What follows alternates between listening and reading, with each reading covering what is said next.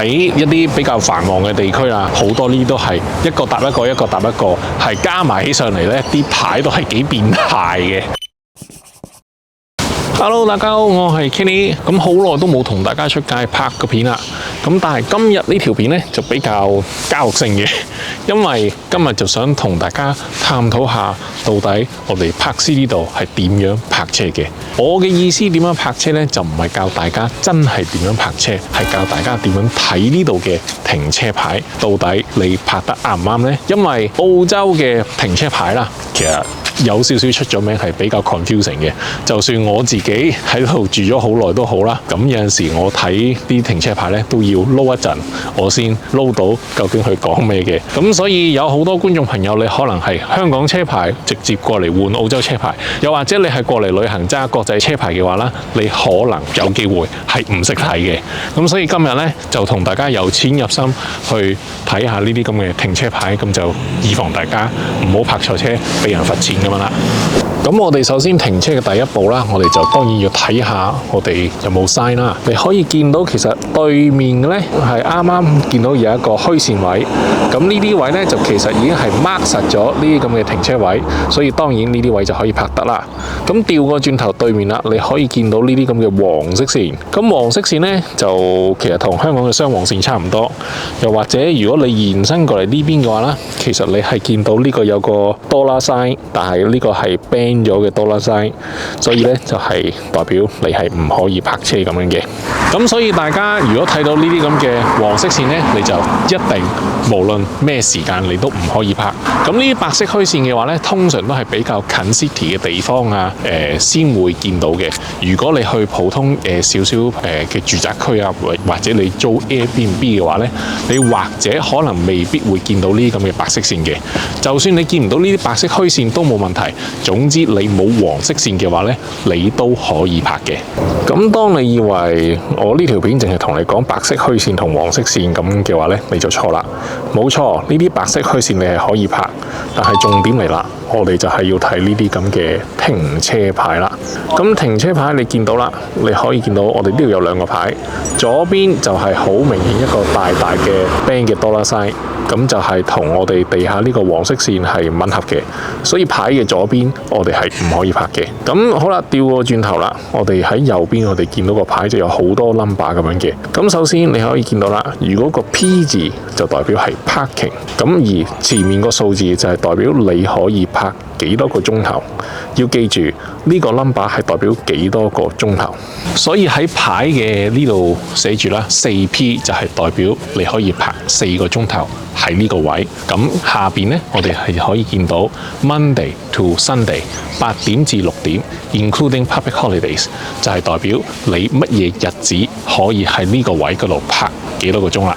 咁所以簡單啲嚟講，呢個牌就話俾我哋聽，星期一至日朝頭早8點至晏晝6點，我哋可以喺呢個位嗰度泊4個鐘，唔使錢嘅。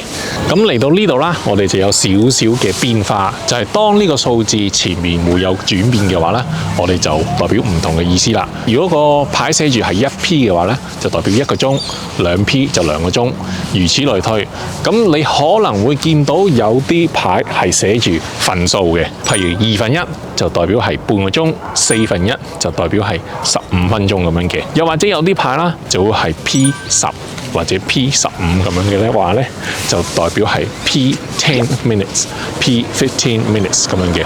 好啦，我哋行前少少過嚟呢條街啦，我哋就見到另外一個牌，但係前面冇 number 喎，係咪代表我哋可以泊呢？首先你要睇下我哋 P 下邊係有一個叫 ticket 嘅字嘅。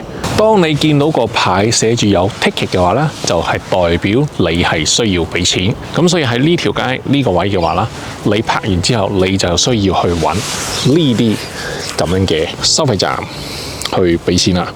咁呢個收費站啦，就似乎係打車牌 number， 跟住就入錢拍卡咁樣嘅。咁因為啦，呢個停車牌佢前面就冇寫 number， 淨係得一個 P， 咁就代表你可以泊幾耐都得嘅，就視乎你入幾多錢啦。咁跟住我哋入完錢啦，就記住喺嗰個咪錶嗰度咧，就記得攞張 receipt， 就跟住咧就將你張 receipt 就擺喺個 dashboard board 嗰度啦。如果唔係啦，就俾人抄牌嘅。我哋呢度有一個特別例子，同大家睇下先。嗱，你可以見到我哋隔離呢個牌，呢個牌隔離呢，我哋就另外有一個牌嘅，就係寫住呢個 construction work zone。所以喺星期一至五朝頭早7點至到晏晝5點，我哋呢個位係唔可以拍嘅。雖然我哋係有呢個牌係寫住話你可以拍，但係我哋都要睇下附近有冇下呢啲咁嘅細牌去指到明究竟有冇啲特別情況係令到我哋唔可以喺度拍咁樣啦。仲有一個位需要留意嘅就係我哋澳洲柏斯呢度每一條街都有佢哋專屬嘅停車牌，就好似呢度為例咁樣啦。我哋呢度呢條街啦，就係會有佢哋自己專屬嘅停車牌，就係頭先我哋睇嘅4P啦，就唔使俾錢嘅。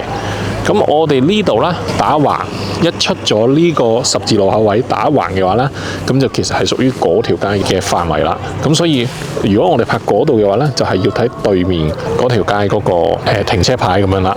咁所以呢個嘅停車牌就只係屬於呢條街，就唔屬於嗰條街嘅。所以啦，大家就係可以有呢啲咁嘅走盞位啦。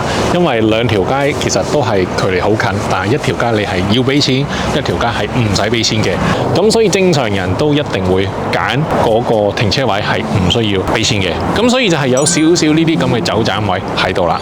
又或者好似喺我身後呢條街咁樣，你可以見到我哋呢度啦，就係又係4P 唔使俾錢嘅，就係呢條街啦，就去到底。同埋我哋呢度後邊都係4P。又係唔使俾錢嘅，就係打橫咁樣呢條街咁樣嘅。咁喺呢個情況，即係兩條街喂都係4P喎，咁係咪代表我兩條街都一樣啊？唔係，呢條街還呢條街，嗰條街還嗰條街，兩條街係唔一樣嘅。所以你可以喺呢條街拍咗4個鐘，跟住然後將你架車搬去另外嗰條街就拍多4個鐘，其實你就可以拍8個鐘都唔使俾錢咁樣嘅。咁所以其實呢個係一個少少走盞位，係合法嘅，人哋吹你唔脹嘅。咁你可能問啦，喂，咁我好似呢架車咁樣拍，咁我搬過嚟對面咪得咯？咁使咪搞到咁麻煩啊？咁我頭先都講過啦，每一條街都有佢哋專屬嘅泊車牌。萬一呢架車喺呢個位泊咗嘅話啦，就係適用於成條街，無論你係咩方向都好。咁所以如果佢喺呢個位泊咗4個鐘嘅話呢，就代表佢唔可以喺另外呢度對面呢就泊多4個鐘，係唔得嘅。通常啦，有啲呢啲咁嘅停車位啦，就可能會有啲 CCTV， 又或者啲人啦，即係嗰啲巡邏嗰啲啦，就會喺你條胎度呢，就可能有啲粉筆咁呢，就掹你個位。咁到陣時佢就大概會知道你到底喺呢度泊咗幾耐咁樣嘅。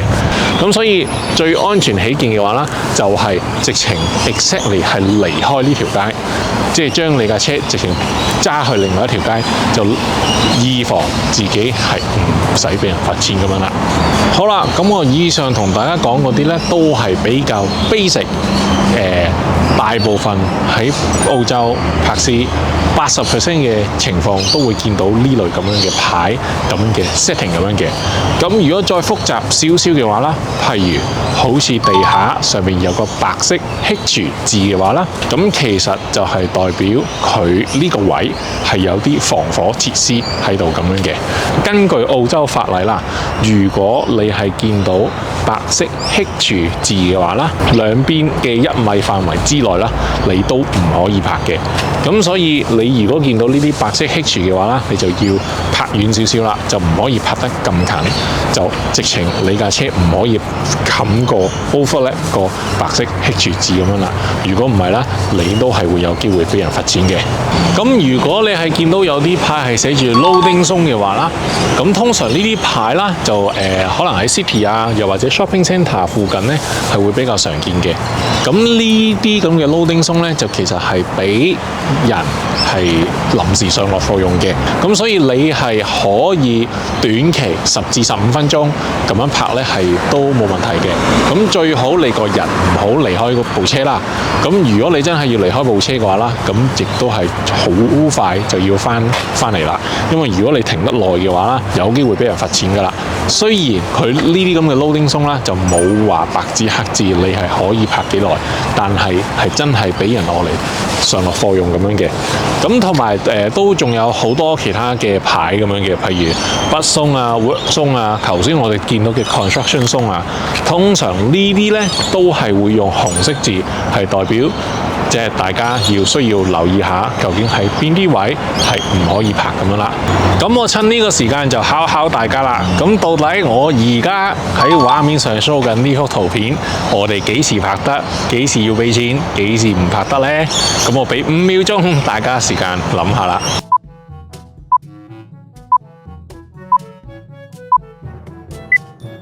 咁呢張圖片咧，就其實講咗好多個 situation 嘅。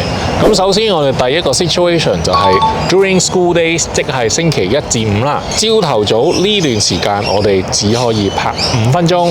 咁下邊個牌亦都寫住 during school days， 喺呢段時間我哋只可以拍5分鐘咁樣嘅。咁好啦，我哋下邊左邊呢個牌啦，我哋可以見到 Monday to Saturday， 喺呢段時間我哋係可以拍2個鐘，但係因為佢有 ticket 呢個字，所以係呢2個鐘要俾錢嘅。至於星期日喺呢段時間，我哋可以拍4個鐘，亦都係要俾錢嘅。咁右邊個牌啦，其實都係一樣啦。Other days 就係2個 P， 又係要 ticket 呢段時間，你係可以拍2個鐘頭要俾錢嘅。咁 Sunday 就係4個 P， 就係4個鐘頭要俾錢咁樣嘅。咁最底仔呢，就係 Authorized Council Vehicle Accepted， 就係如果local council 嘅車啦，通常就係佢車身有佢嗰啲 logo 咁樣嘅 City of Fremantle、City of Canning 咁樣嗰啲呢，就係代表佢哋 council 自己嘅車，咁所以嗰啲呢，就係唔需要俾錢咁樣嘅。咁你可能問啦，喂，點解佢用 other days 唔用即係 Monday to Saturday 啊？因為我哋上邊係寫住 school days 嘛，因為 school days 你唔係1年365日都要翻學噶嘛，學校會放假噶嘛，咁所以佢嗰個 other days 呢，就其實係涵蓋咗當學校唔使翻學嘅時候，佢呢個 criteria 呢就會係適用於。咁所以係咪好複雜呢？